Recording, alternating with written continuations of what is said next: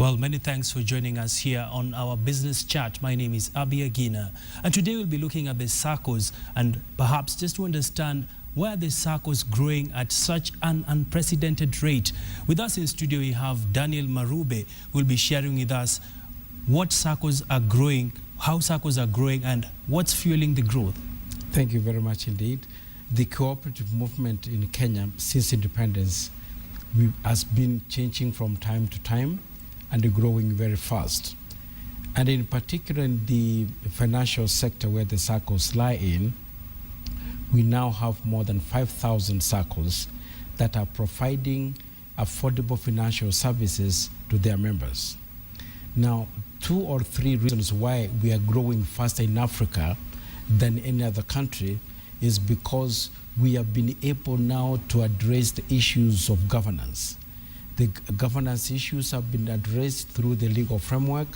People now, members, have more faith and confidence in cooperative SACCOs than it was before.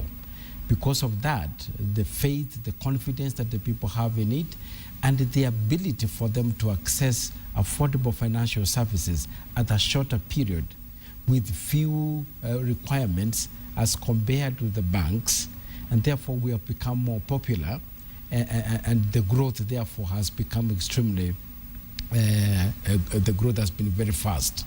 Speaking about the growth that we've witnessed in the country, we've also seen a number of SACCOs teaming up to raise capital. Like yesterday, there was this initiative that the SACCOs came together to start a city. Yes. What's the way forward?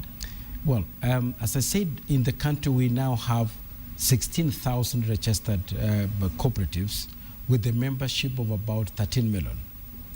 And this is a big number of cooperative societies. And the way forward is that we are looking at ways and the means of injecting more capital for us to do serious business.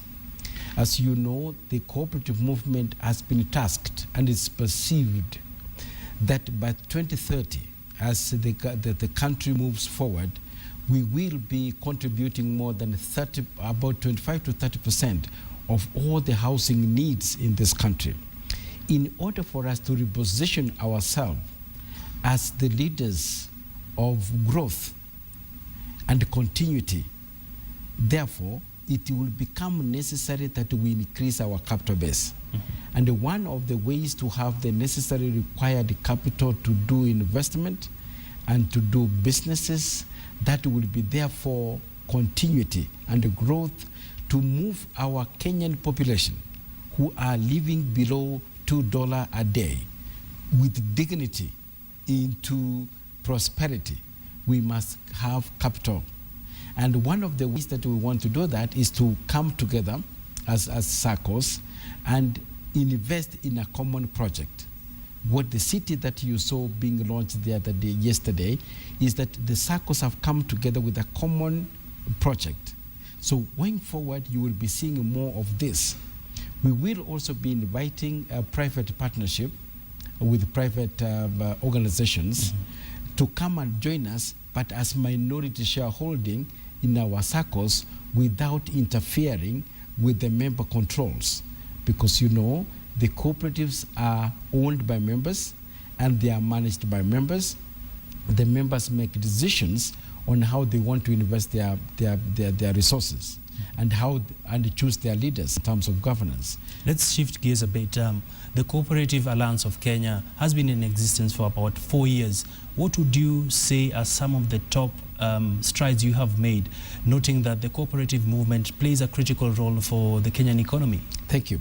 Number one, we are rebranding the cooperative movement in Kenya as a mover of sustainability and changing the quality of life of the Kenyan people and its members. Mm-hmm. So the brand name of cooperative movement, of the cooperatives in Kenya, that is our key objective, that we wanted to rebrand. We wanted to change the perspective and the perceptions of the people about cooperatives, that we are not just a cooperative, we are business enterprises that has been proven worldwide that can transform this country.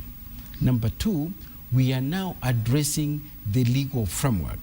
You know, the cooperative movement in anywhere in the world, it cannot succeed if you do not have a sound legal framework that recognizes the uniqueness of the cooperatives in this country, that we are a business and we are a unique business. Our governance structures, our values are different from the private organizations because we own business enterprises, we manage them, and all the profits that come out of it, it is shared amongst ourselves. Thank you very much, Mr. Marube, for your time. Thank you very much. Well, we've been speaking to Mr. Marube, who was telling us more about how the SACCOs have managed to grow and what is fueling the growth, which has come out that most of the SACCOs are banking on an improved macroeconomic environment and also a fast-growing middle class. Well, that brings us to the end of our interview.